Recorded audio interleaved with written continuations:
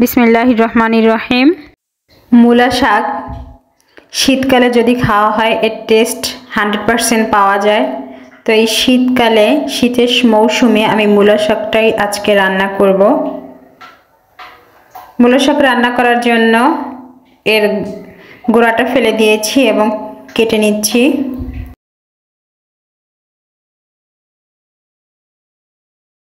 একদম কুচি কুচি করে কাটবো না, এটা আসলে যে যার ইচ্ছা অনুযায়ী কেটে নেবেন।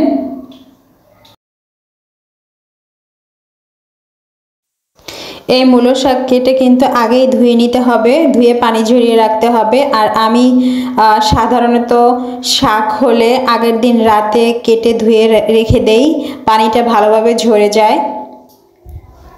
তো এই মূলো শাকের বেলা আসলে আগের দিন রাতে আমি করিনি, তো 1 ঘন্টা আগে কেটে ধুয়ে পানি ঝরিয়ে রেখেছি। এখন রান্নার প্রসেসে চলে এসেছি। রসুন কুচি দিয়েছি, পেঁয়াজ কুচি দিয়েছি, আর এর সাথে আমি অ্যাড করব কাঁচামরিচ কুচি। পেঁয়াজটা একটু মোটামুটি দিতে হবে, কারণ শাক ভাজিতে পেঁয়াজটা একটু বেশি হলে খেতে ভালো লাগে। কাঁচামরিচ কুচি দিয়ে দিবেন টেস্ট অনুযায়ী, যারা ঝাল খেতে বেশি পছন্দ করেন তারা একটু বেশি দিবেন, আমি মিডিয়াম দেই। এর ভিতরে আমি অ্যাড করছি নারকেল।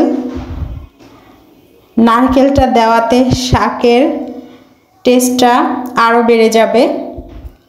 নারকেলটা ব্লেন্ড করে নিয়েছি, পাটায় বেটেও নিতে পারেন।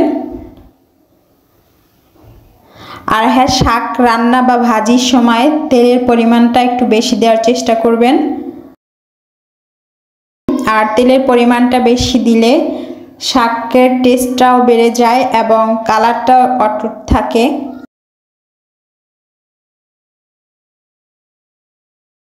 এবং সেদ্ধ হতেও সময় কম নেয়।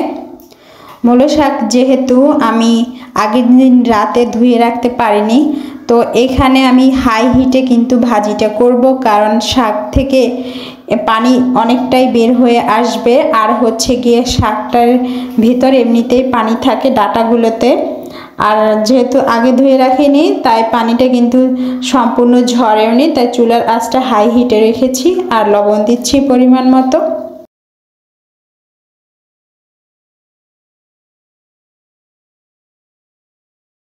শাক রান্না করার সময় ঢাকনা না দিয়ে রান্না করলেই বেশি ভালো হয়, বিশেষ করে সবুজ কালারের শাক, কারণ ঢাকনা দিলেও কালারটা চলে যায়।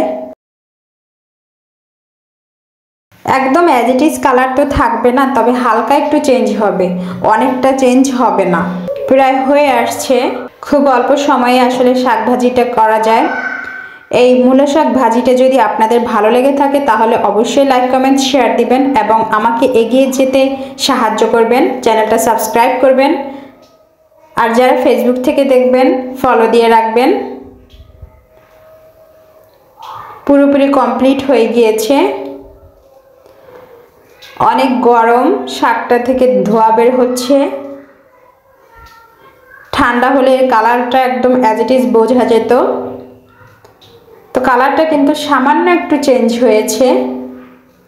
এতক্ষণ ধরে আমার সাথে থাকার জন্য আপনাদের সকলকে অসংখ্য ধন্যবাদ।